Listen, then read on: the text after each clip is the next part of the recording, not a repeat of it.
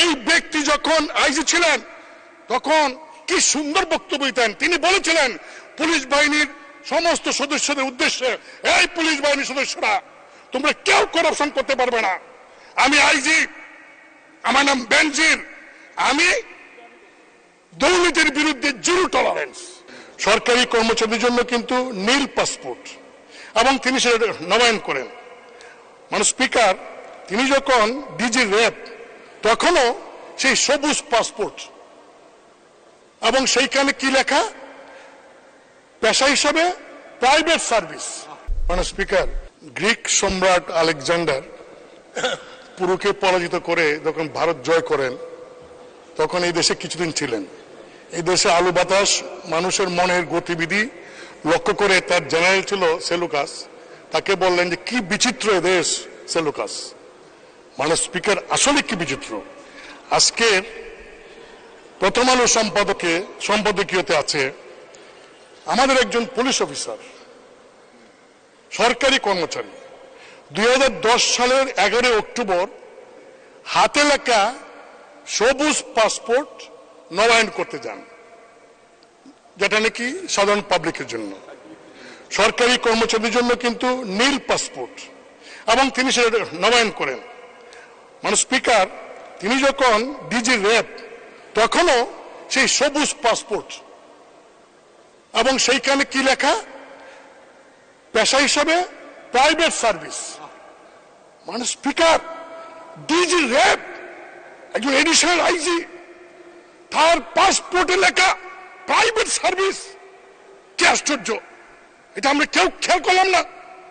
মানে স্পিকার, শুধু তাই নয়, আইজি, তিনি আইজি থাকা অবস্থায় তার সেই সবুজ পাসপোর্ট এবং তিনি বিভিন্ন সময় দেশে গেছেন, বিদেশে সবুজ পাসপোর্ট দিয়ে ইমিগ্রেশনে এন্ট্রি আছে সবুজ পাসপোর্টের, প্রাইভেট সার্ভিস। কি সর্বনাশের কথা।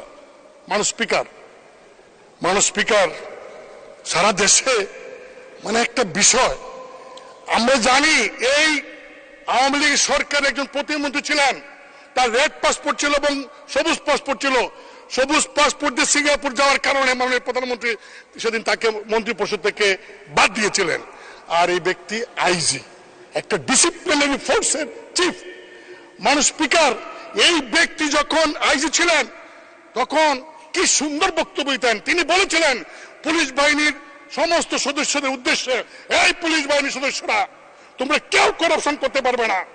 আমি আইজি, আমার নাম বেনজির, আমি দুর্নীতির বিরুদ্ধে জিরো টলারেন্স। মানুষ স্পিকার, জিরো টলারেন্স দুর্নীতির বিরুদ্ধে, ভালো কথা। মানে স্পিকার, সেই ব্যক্তিটির তার নামে, তার পরিবারের নামে গোপালগঞ্জে Shabana eco resort and natural park, speaker, 621 bigha জায়গা। হাউ তার এবং তার পরিবার সদস্যদের নামে কিভাবে সম্ভব। মানে স্পিকার, তাই নয়, তিনি যখন ডিজি র্যাব, মহানগরের ডিএমপি কমিশনার এবং আইজি, এই সময়ের মধ্যে তিনি কিন্তু এই সম্পত্তির মালিক হয়েছেন। রিটায়ারমেন্টের পরে গিয়ে যে তার পৈতৃক ব্যবসা থাকে, মালিক হন, আফসোস ছিল না, কিন্তু ওই চাকরি করে কালীন তিনি এই সম্পত্তির মালিক হয়েছেন। মানুষ স্পিকার, কি সম্পত্তি, আমার একটু সময় লাগবে, আমি কারণ এগুলি বলছি এই কারণে। মানুষ স্পিকার, যে সারা দেশে এই ব্যক্তির কারণে ক্ষমতাসীন দলের এত কাজ করার পরেও আজকে প্রস্থান মুখে এসে দাঁড়িয়েছে।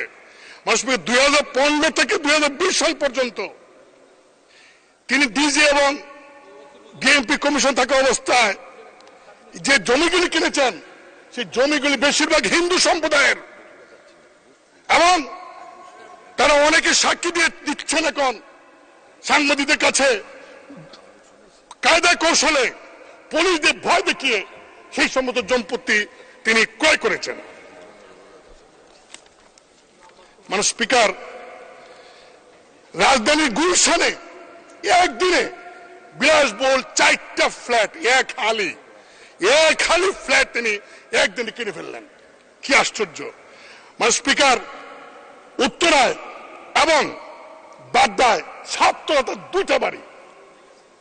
ভাওয়াল রিসোর্ট, যে রিসোর্টে অভিযোগ প্রায় 30-40 বিঘা জায়গা বনের, এবং সেই বন বিভাগ থেকে এখন বলা হচ্ছে তাদের জায়গা দখল করে ভাওয়াল রিসোর্ট করা হয়েছে, সেটারও আমরা জানতে পারলাম 25% শেয়ারের মালিক তিনি।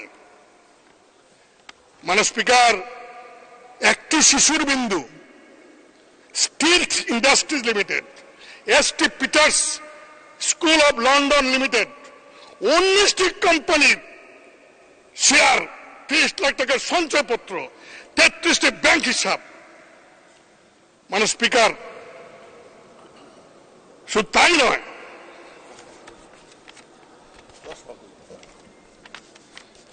ঠাকুরগাঁও সদরে 50 বিঘা জায়গা তার এবং তার ফ্যামিলির নামে।